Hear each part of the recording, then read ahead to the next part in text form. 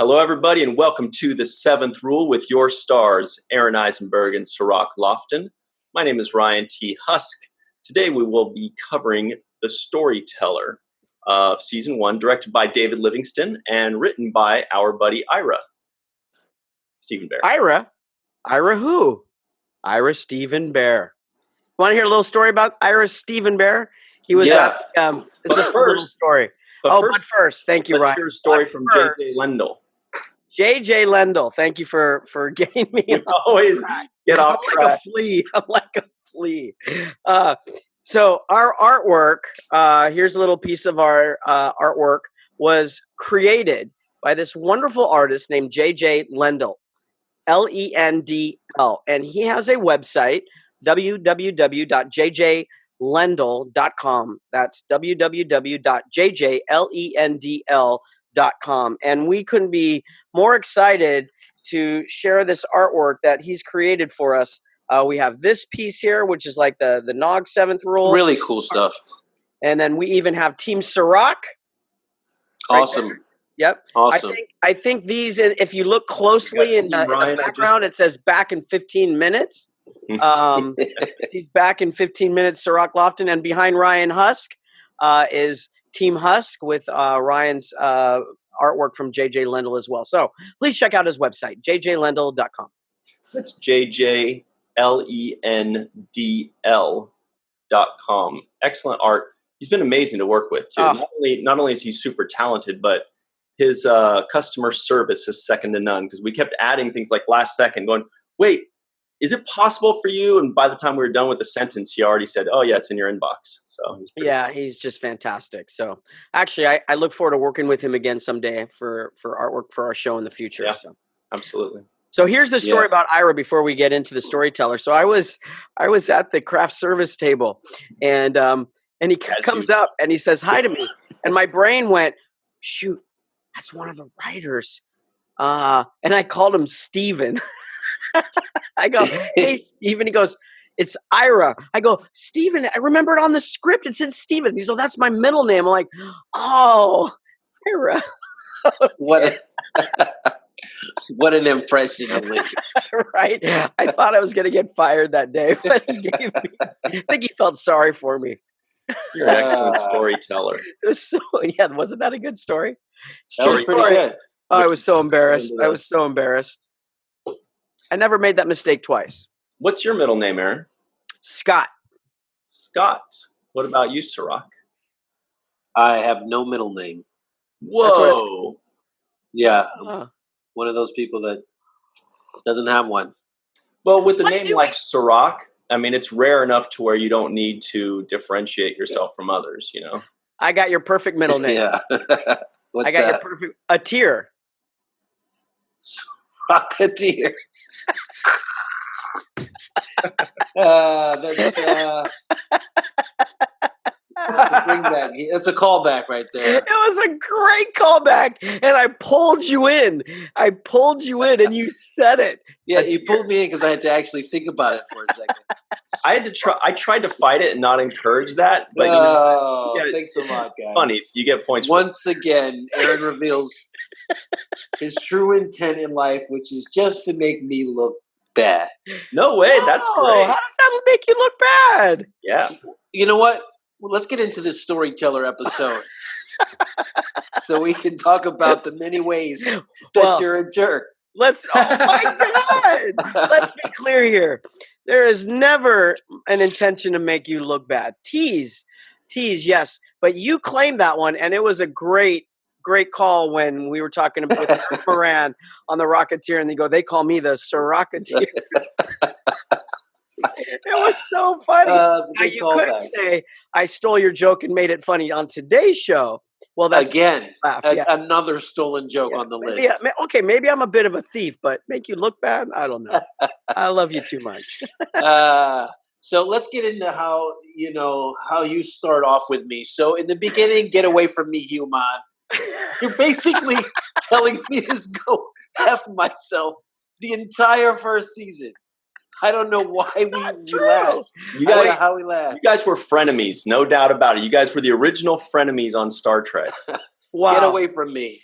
You know, and then you throw oatmeal on me in this episode. You take my girl. Yeah. No, I didn't take your girl. Let's be clear. I saw her first. Yeah, I saw her first. Yeah. And you weren't even interested. You're like, I said, she's beautiful. You're like, yeah, she's okay.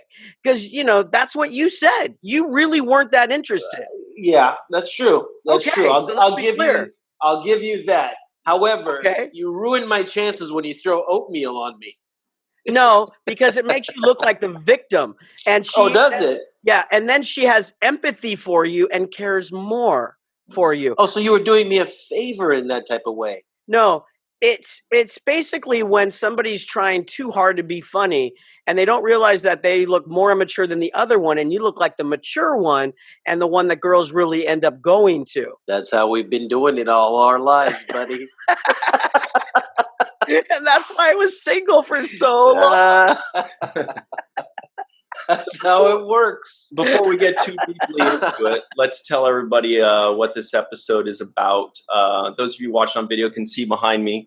I thought this was the perfect image for it because we all know that iconic image of Nog and Jake sitting on the promenade looking down. Aron says they did that so that they could be eye to eye rather than eye to nipple. That's why. Not in the beginning. No, I don't think so. It's just natural for us. But it's so great. And when I saw this part, I was like, oh my God, we got to have this on the show because it's so perfect. You've got Jake on one side, you got Nog on the other, and then right in the middle, Vera Sewell. Yeah. And Gina Phillips, kind of poetic to have her right in the middle there because that's what you guys are talking about. So anyway. And let's talk about that photo for a quick second here. As we see just by the body language, how caring and empathetic Nog is to Vera Sewell's plight and and how she's having such a hard time. Now move your head the other way. Cirroc's probably more, Jake, upset about not playing baseball. And we can see how the friendship is going to, Jake's, upset about baseball, and Nog is for this girl here. Is that what you see? Yeah, but who is she leaning to more? I do see kind of her cheek kind of facing my direction. Yeah. Kind of with the light kind of, She's probably upset you're not paying attention to her and you're worried about baseball. Now, are you grabbing the bar like that to make your arms look bigger, Aron? A pull-up. Yes, it is a sneak attack to flex those muscles. To flex your arms. Yeah. And we can see, your sticks there that are that you have on there. And we have to show a difference. We have to go, maybe she doesn't like muscles. Maybe she likes those, those little sticks. But just to give her that option, I thought I would put that up so she could really make a good choice. Well, I did enjoy the moment where Odo tells us to get the hell out of there, and he savors kicking us off the promenade. He really does. And I was thinking about that. I'm like, what is the big deal that we're sitting there? It's a little like, and those were his only scenes. It was like he was standing 10 feet away every scene we were in. What is there, a no loitering sign for kids? I never saw one. Did you? I did not. That's right. I did not. So, I think he's. He got too much gratification out of it. I don't know why he was so happy to take away our little Jill moment. And you would think he would be happier that we weren't causing trouble, that we weren't doing bad things, that we were just hanging out. It's not like we were smoking or selling, drugs or throwing rocks on people down below. Exactly. Yeah, or orbs. We found an orb and we're about to toss it over. Exactly. Right. Or spine. But I think it was more, I don't know. He said Mr. Sisko right before he says that. The way he says it, I think it's more like just a power trip for him, a small little power trip. Like these kids are afraid of me, and I got them in line. I think it is a bit of a power trip, unless of course your father asked him to keep a better eye because you're hanging out with me and he still doesn't trust me. And, I'll be honest, when Sisko grabs my arm when I'm running, which was interesting, I don't know. What are you going to say now? Hold on. Well, think about that for a second, right? I'm the one that started this whole, I got the security thing. What is that called? The security. I'm blanking on the word, but I'm the one that sets this whole thing up. And it was premeditated. I already had the oatmeal in the bucket, meaning I already knew where the bucket was, meaning I've been in there many times before. So what else do I know? That's a whole nother story. But then once we get caught, you and Vera Sewell are there. I hightail it down the road. What a coward. I don't even hang with my best friend, the girl I'm trying to impress. No, you take off. Every man for himself at this moment. And then your dad grabs me. He was a little rough. Just want to say, I still have a slight bruise. Is there a bruising there? There's a little bruising there. I was a little soft. Now, there was enough muscle, in that bicep for him to really hold on to, but it was a little... Now, did they sew that into the costume, or was that something you padded in yourself? No, I actually was lifting those weights. If we flash forward when we were roommates, we were pretty lazy, much, and I was working hard on my body, on my figure, and for Vera Soul, but for Vera Soul, this guy. So now that we've got the B story out, what about the A story? What did you think about this? Whoa. Slow down there, Mike. We didn't get the B story. Oh. It's all B story. Well, actually, I will say this, though, real quick. When I look back and I think about Deep Space Nine, I do remember Jake and Nog as best buddies and this and that.